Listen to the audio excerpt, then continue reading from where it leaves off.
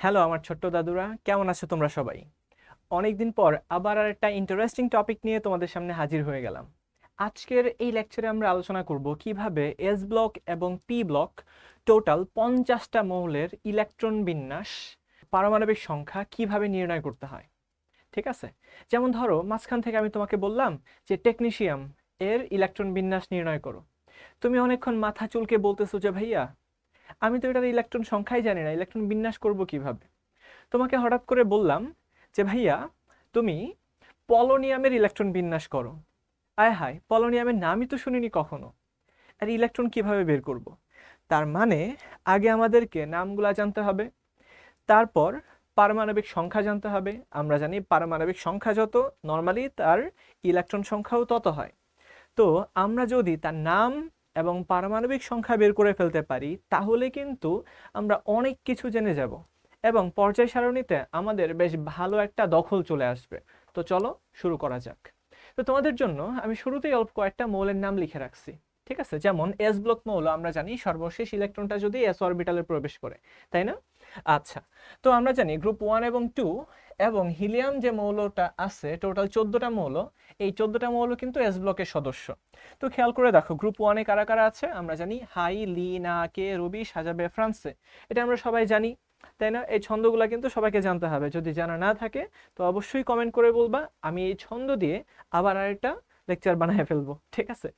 আচ্ছা, গ্রুপ 2-তে কারা কারা আছে? বিরিয়ানি, মোগলাই, কাবাব সরিয়ে বাইরে রাখো।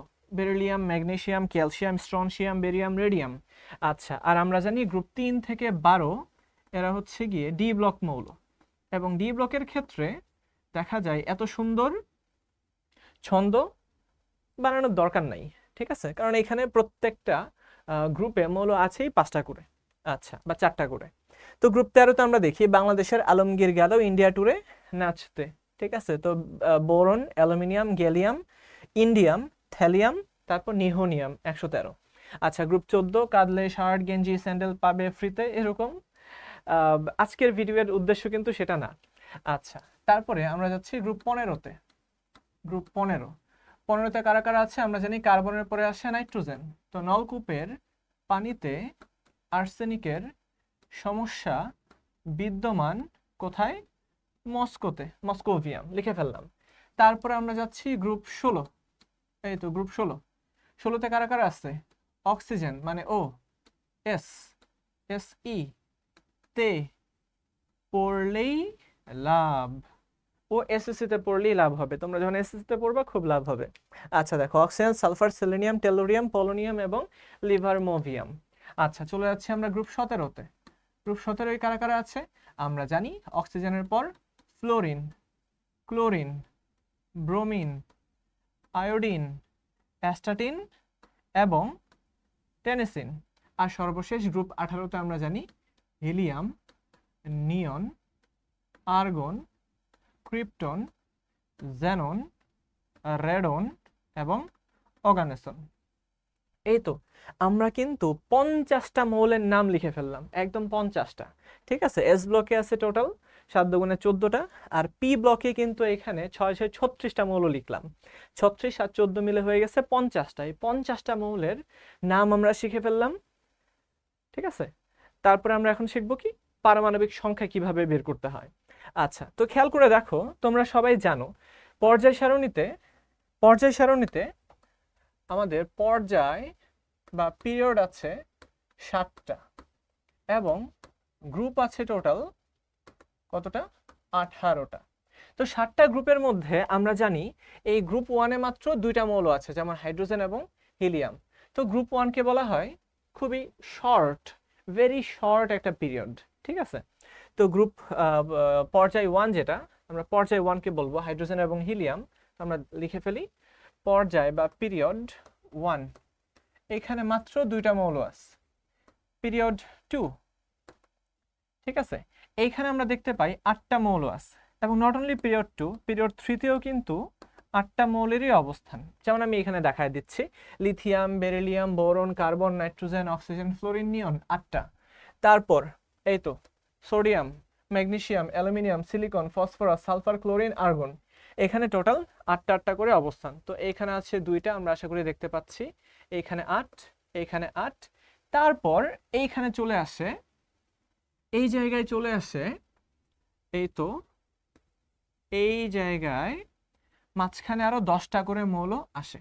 এই তো আমরা যদি দেখাই ঠিক এই জায়গাটায় আরো 10টা করে মৌল আসে, 3 থেকে 12। তো 10টা করে যদি আসে, এখানে চলে আসে 18, এইখানে চলে আসে 18, অর্থাৎ পর্যায় 4 এবং 5, 4 এবং 5-এর মধ্যে প্রত্যেকটা গ্রুপে একটা করে মৌলের অবস্থান। ঠিক আছে, এই 4 এবং 5 নাম্বার পর্যায়ে। সর্বশেষ আমরা জানি 6 এবং 7 নাম্বার পর্যায়ে টোটাল 32টা করে মৌলের অবস্থান। তোমরা যারা পর্যায় সারণী পড়ছো, অলরেডি আমি পড়াইছি বা সামনে পড়াবো, তারা সবাই খুব ভালো করে জানবা যে এখানে 32টা করে মৌলের অবস্থান কিভাবে।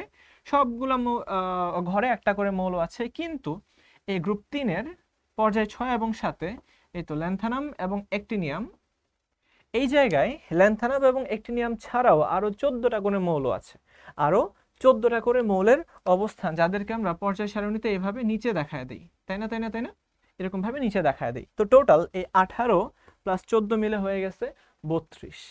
তাহলে আমরা বুঝতেই পারলাম পর্যায় সারণীতে যে মৌলগুলো আছে তারা বিভিন্ন ঘরে বিভিন্ন সংখ্যক অবস্থান করে। ঠিক আছে, এবং পর্যায়গুলোতেও মৌলের সংখ্যার ভিন্নতা আছে। প্রথমটাতে 2টা, তারপরে 8টা 8টা, 18টা 18টা, 32টা 32টা। তো এই সংখ্যাগুলা থেকেই কিন্তু আমরা একটা কৌশল বের করে ফেলবো কিভাবে পারমাণবিক সংখ্যা বের করা যায়। ঠিক আছে, তো আমি এই সংখ্যাগুলোকে একটা জায়গায় লিখে ফেলি। ঠিক আছে, এই সংখ্যাগুলোকে একটা জায়গায় আমি লিখে ফেলি। সংখ্যাগুলা কারা? তারা হচ্ছে 2, 8, 8, 18, 18, 32 এবং 32। তুমি যদি এই সবগুলা সংখ্যাকে যোগ করো, এই সবগুলা সংখ্যার যোগফল কত হবে? তোমরা একটু গেস করে দেখো তো, এই সবগুলা সংখ্যার যোগফল কত হবে? তো বুঝতেই পারছো, এরা যেহেতু মৌলের সংখ্যা, তো সবগুলা সংখ্যার যোগফল হবে 118, অর্থাৎ পর্যায় সারণীতে যতগুলা মৌল অবস্থান করে ঠিক ততগুলা। তো এই যে একটা ধারা পাইছি, এই ধারাটাকে বলা হয় ম্যাজিক সংখ্যার ধারা। আমরা কেমিস্ট্রিতে এই ধারাকে বলি, এই যে 2, 8, 8, 18, 18, 32, 32, এই ধারাকে বলি ম্যাজিক নাম্বারের ধারা, ম্যাজিক নাম্বার এর ধারা। ঠিক আছে, এটা একটা ম্যাজিক নাম্বারের মতোই কাজ করে। আমরা পারমাণবিক সংখ্যা বের করে ফেলতে পারি এই সংখ্যাগুলো দ্বারা। তাহলে আমরা খেয়াল করি আমরা কিভাবে বের করতে পারি। তো আমি একটা একটা করে বের করে দেখাচ্ছি। গ্রুপ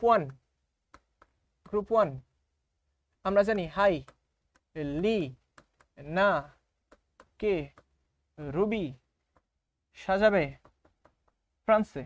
এই তো hydrogen, lithium, sodium, potassium, rubidium, caesium, francium. আচ্ছা, তো এদের পারমাণবিক সংখ্যাটা আমরা বের করি। খেয়াল করে দেখো, তার জন্য আমরা এর সহায়তা নিব। 2, 8, 8, 18, 18, 32, 32। খুব মনোযোগ, খুবই গভীর মনোযোগ। খেয়াল করো, হাইড্রোজেন এর পারমাণবিক সংখ্যা আমরা সবাই জানি, এটা হচ্ছে গিয়ে 1। ঠিক আছে, আমরা যখন হাইড্রোজেনের পর যে মৌলটা আছে তাকে অতিক্রম করে যখন লিথিয়ামের কাছে যাব, জাস্ট চিন্তা করে দেখো, হাইড্রোজেনের পর যে আছে তাকে অতিক্রম করে আমরা যখন লিথিয়ামের কাছে যাব, তখন মাঝখানে কয়টা মৌলকে পাড়ি দিতে হয়? মনোযোগ দাও। হাইড্রোজেন পরবর্তী প্রথম মৌল হচ্ছে আমরা জানি হিলিয়াম, যেটা গ্রুপ 18তে অবস্থান করে। হাইড্রোজেন পরবর্তী প্রথম মৌল হিলিয়াম, আর দ্বিতীয় মৌল হচ্ছে গিয়ে লিথিয়াম। এই হাইড্রোজেন পরবর্তী দ্বিতীয় মৌল হচ্ছে গিয়ে লিথিয়াম। তাহলে আমাদের কাজ হবে হাইড্রোজেনের সংখ্যা যত তার সাথে 2 যোগ করে দেওয়া। তাহলে কত হইল? 3 হইল। আচ্ছা, তারপরে খেয়াল করে দেখো, লিথিয়ামের পর লিথিয়াম পরবর্তী অষ্টম মৌল হচ্ছে সোডিয়াম। লিথিয়াম পরবর্তী অষ্টম মৌল হলো গিয়ে সোডিয়াম। কিভাবে? আমরা জানি লিথিয়াম, বেরিলিয়াম, তারপরে গ্রুপ 13তে বোরন, তারপরে কি কার্বন, নাইট্রোজেন, অক্সিজেন, ফ্লোরিন, তারপরে নিয়ন। মনোযোগ দাও, লিথিয়ামের পরে প্রথম, দ্বিতীয়, তৃতীয়, চতুর্থ, পঞ্চম, ষষ্ঠ, সপ্তম, অষ্টম মৌল পেয়ে গেছে সোডিয়াম। এই যে অষ্টম মৌল, তার মানে আমাদের কাজ হবে লিথিয়ামের পারমাণবিক সংখ্যা যত তার সাথে 8 যোগ করে দেওয়া। তাহলে যোগফলটা তোমরা নিজেরাই করে ফেলো, 11 হয়ে যাচ্ছে। তো বুঝতেই পারছো সোডিয়াম পরবর্তী আবার অষ্টম মৌল হবে পটাশিয়াম। জাস্ট সহজ জিনিস।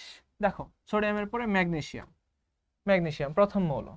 তারপরে দেখো ম্যাগনেসিয়ামের পর অ্যালুমিনিয়াম, সিলিকন, নাইট্রোজেনের পর ফসফরাস, সালফার, ক্লোরিন, আর্গন। এই যে দেখো সপ্তম এবং অষ্টম মৌল হয়ে গেছে পটাশিয়াম। তাহলে এই 11-র সাথে জাস্ট আমরা আরো 8 যুক্ত করব, তাহলেই পেয়ে যাব পটাশিয়ামের পারমাণবিক সংখ্যা। তো বুঝতেছ আমি কাজটা কি করতেছি? গ্রুপ 1 এর জন্য, গ্রুপ 1 এর যে মৌলগুলো আছে তাদের জন্য হাইড্রোজেনের পারমাণবিক সংখ্যার পর পরে 2, 8, 8, 18, 18 এদেরকে যদি আমরা যোগ করে দিতে থাকি তাহলেই প্রত্যেকের পারমাণবিক সংখ্যা আমরা পেয়ে যাব। খুবই সহজ একটা জিনিস, এবং আশা করি বেসিকটাও বুঝতে পারছো যে কেন আমরা এই সংখ্যাগুলোকে যোগ করতেছি। কারণ এতগুলা মৌল পরে যে আমরা আমাদের ঠিক পরের মৌলটা পাই। তো বুঝতেই পারছো পটাশিয়ামের যেখানে 19, এই 19-এর সাথে আমরা যদি এই যে দেখো এই 18-কে যুক্ত করি, 19-এর সাথে 18-কে যুক্ত করলে আমরা পাবো 37। এটা হচ্ছে রুবিডিয়ামের পারমাণবিক সংখ্যা। এই 37-এর সাথে আমরা যদি আরো 18-কে যুক্ত করি, 37 আর 18 কত আসে? 37 আর 18 আসে তাইলে আসে এই তো 55। 37 আর 18-কে যুক্ত করলে কত আসে? 55 আসে। আবার খেয়াল করে দেখো এই 18-কে যুক্ত করা হয়ে গেছে, তারপরে আমাদের হাতে আছে 32। অর্থাৎ সিজিয়াম পরবর্তী 32 নাম্বার মৌল হচ্ছে এই ফ্রান্সিয়াম। যদি পরীক্ষায় প্রশ্ন আসে এইভাবেও কিন্তু আসতে পারে এমসিকিউতে, যে পটাশিয়াম পরবর্তী কত নাম্বার মৌল? রুবিডিয়াম। 18তম মৌল হচ্ছে রুবিডিয়াম। অর্থাৎ পটাশিয়ামের পর 18টা মৌল আছে, ঠিক আছে? 18তম মৌল, পটাশিয়ামের পর 18টা মৌল না, 17টা মৌল আছে, যেখানে 18তম মৌল হচ্ছে গিয়ে এই রুবিডিয়াম। বোঝা গেল? আচ্ছা, তো সর্বশেষ 32। 55-এর সাথে আমরা যদি 32-কে যুক্ত করি, 55 আর 30 হচ্ছে 85, আর 2 87, 87। কাজ শেষ, কাজ একদম শেষ। কত সহজ হয়ে গেল। আচ্ছা, তারপরে আমরা আরেকটা কাজ করি। এরপর আমাদের কাজ হবে এর পরের যে গ্রুপ, গ্রুপ 2, তার মৌলসমূহের পারমাণবিক সংখ্যা বের করা। এটাতে একটু চেঞ্জ হবে। দেখি বেরিলিয়াম, ম্যাগনেসিয়াম, তারপর কি বিরিয়ানি মোগলাই কাবাব সরিয়ে বাইরে, তারপর কি রাখো, মানে রেডিয়াম, তেজস্ক্রিয় একটা মৌল রেডিয়াম। তোমরা একটু চিন্তা করে দেখো এই রেডিয়ামের ব্যবহার তোমরা কোথায় পড়ছো? সবাই কমেন্ট করে জানায় দাও এই রেডিয়ামের ব্যবহার তোমরা কোথায় পড়ছিলা। জাস্ট কিছুদিন আগেই পরমাণুর গঠনের ক্লাস আমি নিলাম, সেইখানেই কিন্তু রেডিয়ামের একটা ব্যবহার আমি দেখাইছি। সবাই লিখে ফেলো। আচ্ছা, এইবার একটু মনোযোগ দাও, সকলেই মনোযোগ দাও। খেয়াল করো 2 নাম্বার গ্রুপে কিন্তু 1 নাম্বার পর্যায়টা নাই। 1 নাম্বার পর্যায়ে কিচ্ছু নাই। 2 নাম্বার গ্রুপে 1 নাম্বার পর্যায়ের কিচ্ছু নাই। তো 1 নাম্বার পর্যায়ে যদি কিছু না থাকে তো এই প্রথম মৌলটাকে আমরা, প্রথম সংখ্যাটাকে বাদ দিয়ে দিব। বুঝা গেল? তারপরে আমরা জানি এই বেরিলিয়ামের কত? বেরিলিয়ামের হচ্ছে 4, আমরা সকলেই জানি।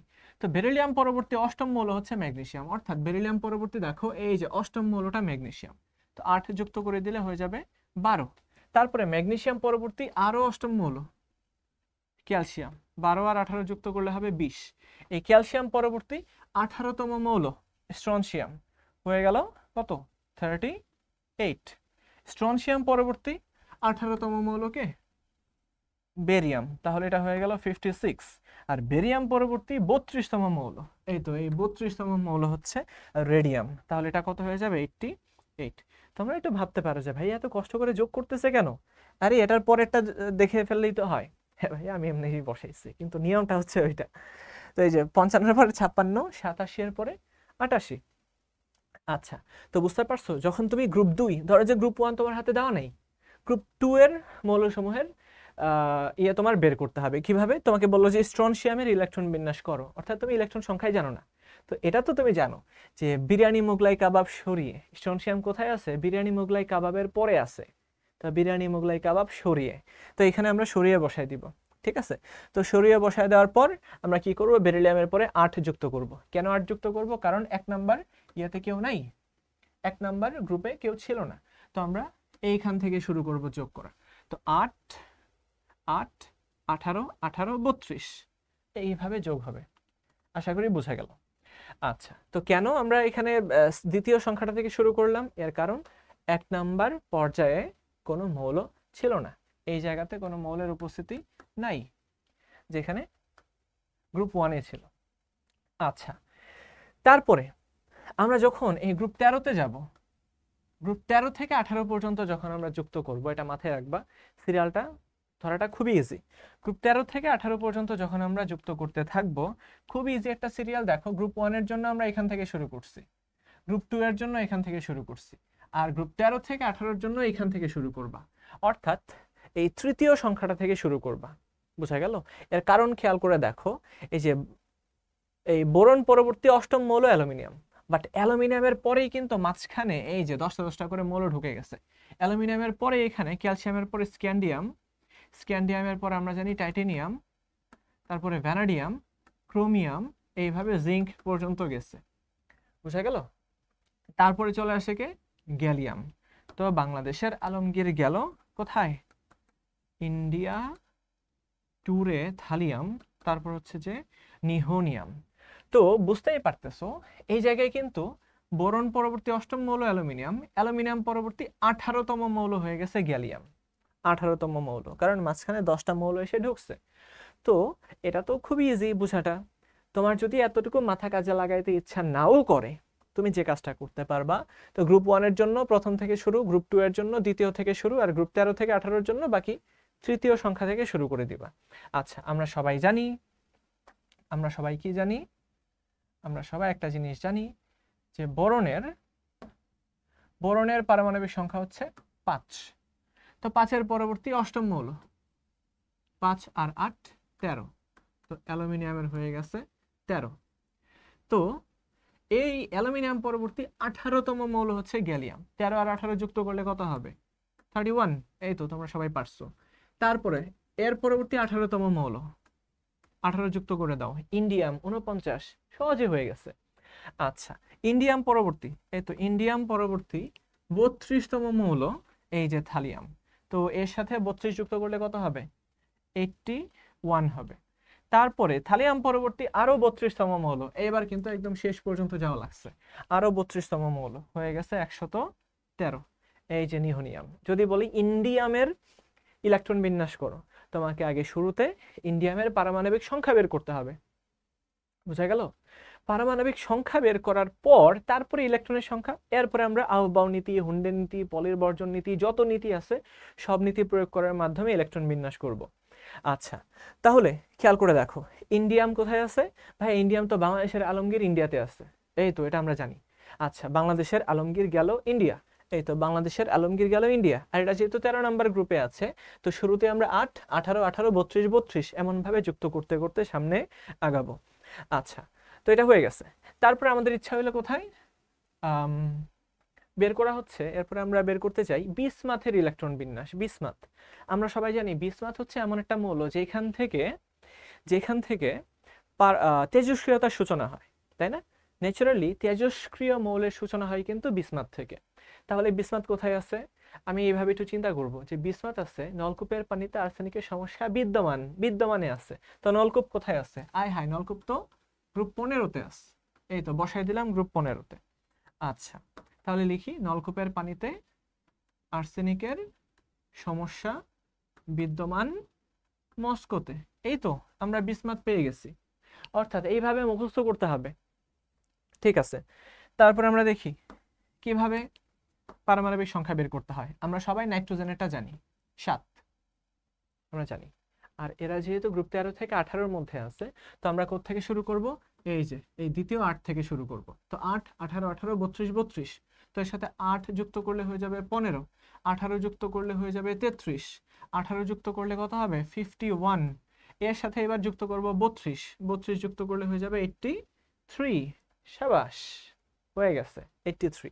83 এর সাথে আরো যুক্ত করলে কত হবে? 115।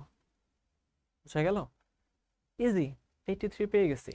আচ্ছা, যদি কখনো কেউ বলে ভাইয়া তুমি আয়োডিনের ইলেকট্রন বিন্যাস করো, আয়োডিন, তো আয়োডিন কোথায় আছে? হ্যালোজেন গ্রুপের মধ্যে আছে, ফ্লোরিন, ক্লোরিন, ব্রোমিন, আয়োডিন। এটার ছন্দ মুখস্থ করা লাগে না। Fluorine, chlorine, bromine, iodine, astatine, tennessine. তো এটার জন্য আমরা ছন্দ কি বলে পারমাণবিক সংখ্যা বের করে ফেলি। আমরা সবাই জানি ফ্লোরিনের হচ্ছে 9, তার সাথে 8 যুক্ত করলে 17, তার সাথে 18 যুক্ত করলে 17 18 মিলে 17 দুগুণে 34 আর 1 35, আরো 18 যুক্ত করলে